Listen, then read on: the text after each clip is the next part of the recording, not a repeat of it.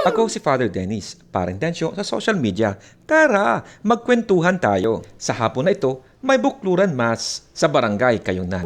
Tuloy ang Santa Misa, kahit na umuulan.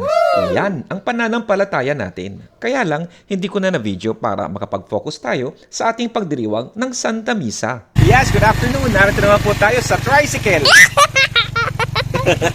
Pagkatapos po ng bukluran mas, meron naman po tayo pupuntahan doon po sa barangay Kalumbuyan para makikain at maki-birthday na rin.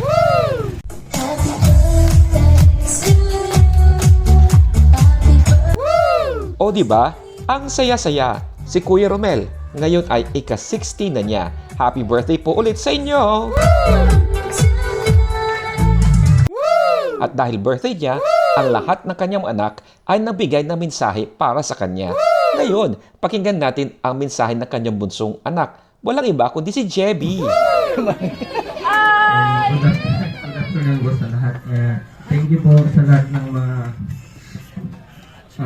thank you po sa inyo sa pagdalo sa birthday ni Papa.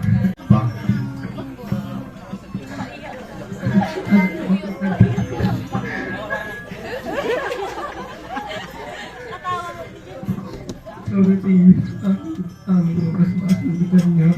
Pinutatan ulo niya. Mahirap talaga mabigay na mensahe, lalong-lalo na kapag itong mensahe na ito ay mula sa puso at para sa inyong mga magulang. Kaya naman, ang mga kaibigan natin na nabigay na mensahe ay nagkaiyakan na.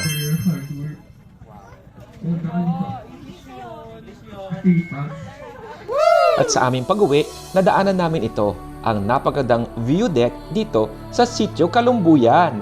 At bago kami umuwi, dumaan muna kami at nakilamay sa aming kaibigan na si Kuya Joel, ang tatay ng isa sa aming choir.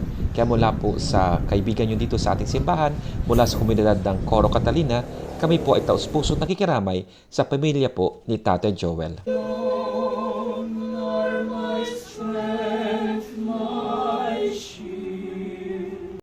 Muli po sa inyong lahat, maglaan parati ng oras para maiparamdam ang inyong tunay na pagmamahal at pagkalinga sa inyong mga kaibigan.